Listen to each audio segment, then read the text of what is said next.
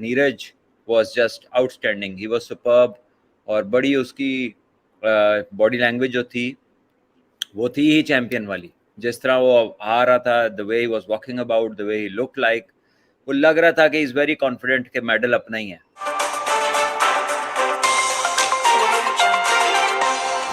नमस्कार दोस्तों, यो न्यूज़ में आपका स्वागत है। तो आज हम एक और न्यूज़ के साथ जय दोस्तों, आप इस वीडियो में देख पाओगे पाकिस्तानी मीडिया बता रहा है कि इंडिया के प्लेयर्स ने 7 गोल्ड मेडल जीते हैं इस साल, और पाकिस्तानी प्लेयर्स तो ओलंपिक में क्वालिफाइड तक नहीं होते हैं। और साथ ही साथ वो यह भी बता रहे हैं कि पाकिस्तान का जो पीएम है वो एक खुद वर्ल्ड चैम्पियनशिप जीत चुका है, फिर भी वो अपने देश के लिए कोई सपोर्ट नहीं करता। अपने देश के जो गोल्ड मेडल लाने के लिए लोगों को प्रोत्साहन करना चाहिए, उसके लिए कुछ भी सपोर्ट नहीं करता। और देखा जाए इंडिया की बात, तो इंडिया का तो धनाधन पैसे बांटना, धनाधन ओलंपिक के ऊपर सपोर्ट करना चालू है। कुछ इस तरह की बातें वो इस वीडियो में बता रहे हैं दोस्तों। तो दोस्तों, ये वीडियो आप लास्ट तक ज़रूर देखिएगा, ये बहुत ज़्यादा इंटरेस्टिंग होने वाला है। हम आपको मिलेंगे नेक्स्ट वीडियो में। धन्यवाद। बहुत बहुत मुबारक हो जी इंडियंस को फॉर द ओलंपिक गोल्ड। और Neeraj was just outstanding, he was superb और बड़ी उसकी बॉडी लैंग्वेज जो थी वो थी ही चैंपियन वाली। जिस तरह वो आ रहा था, the way he was walking about, the way he look like, वो लग रहा था कि इज वेरी कॉन्फिडेंट कि मेडल अपना ही है। और आई थिंक क्रेडिट उसको और उसके पूरे सिस्टम को, जिन्होंने उसके साथ लग के उसको यूरोप में मेरे ख्याल वो ट्रेनिंग कर रहा था बिफोर द ओलंपिक्स, तो उसके लिए एक पूरा सेटअप था। पीपल लुक्ड आफ्टर हिम, उसने क्रेडिट भी दिया है अपने पूरे सेटअप को।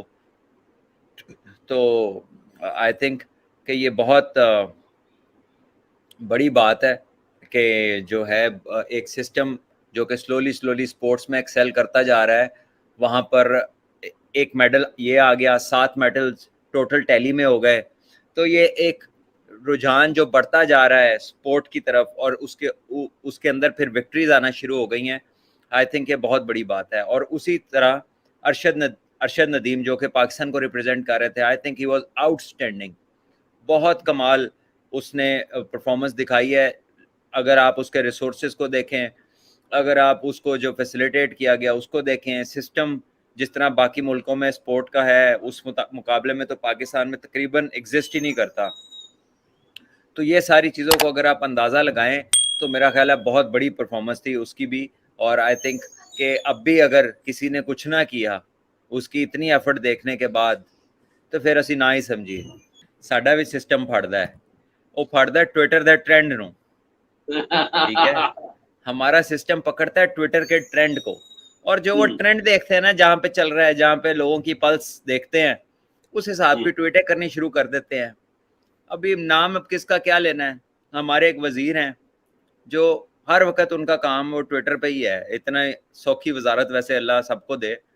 उन्होंने ट्वीट की है कि उस स्पोर्ट्स फेडरेशन जो स्पोर्ट्स के मिनिस्टर हैं उनको किया अरशद नदीम का जो है ना क्रेडिट उनको दे दिया उन्होंने, कि जनाब वो उन्होंने, तो फिर अगर उनको अरशद का क्रेडिट जाता है तो जरा उनसे सवाल भी करें कि जो क्वालिफाई नहीं किए ओलंपिक्स के लिए, जो नेशनल गेम कहीं नजर नहीं आ रही हॉकी, और जो ओलंपिक्स में बाकी गए थे वो आगे क्वालिफाई नहीं कर सके, मेडल की रेस में नहीं आ सके, या जो गए हैं ओलंपिक को क्वालिफाई नहीं किया, वो कोटे के ऊपर गए हैं, रिक्वेस्ट करके ओलंपिक्स में गए हैं, तो उसका जवाब कौन देगा? अगर अरशद नदीम का क्रेडिट लेना है आपने तो कौन देगा उसका जवाब? वो ये ट्विटर पे सारे बेवकूफ नहीं है, कुछ दिमाग वाले भी लोग बैठे हैं। तो कुछ सोच समझ के ट्वीट करें, और ट्वीट के अलावा भी कुछ करें, खुदा का नाम लें।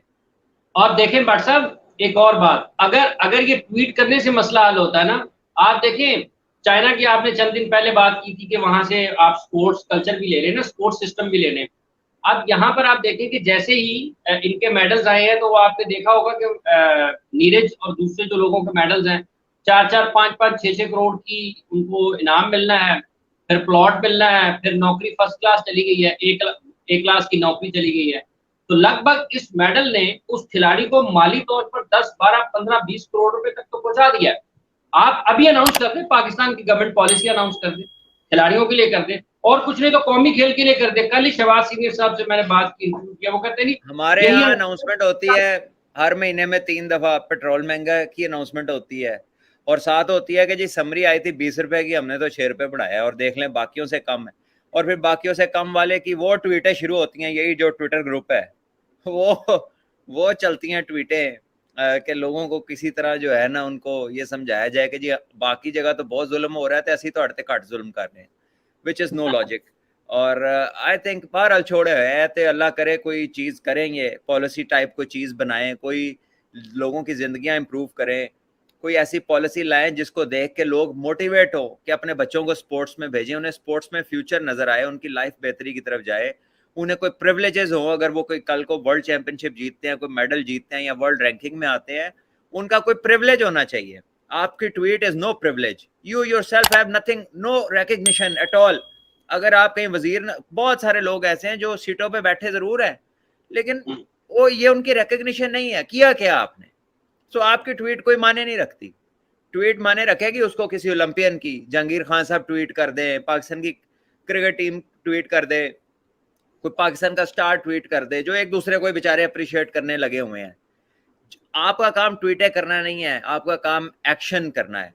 आप उनकी फैसिलिटेशन देके, आप उनको कैश अवार्ड्स दें, आप उनकी कोई लाइफ टाइम मेंबरशिप दें, उनका कोई कार्ड बनाएं, बच्चों की एजुकेशन फ्री करें, उनकी कोई जो है इलाज मुआवजा जो है उनका वो फ्री करें, उनकी ट्रैवलिंग की रुकावटें दूर करें, उन्हें दुनिया में बेहतरीन कोचों से ट्रेन करवाएं। ये आपके काम है।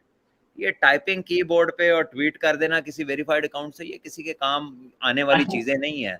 So please focus on what should be focus.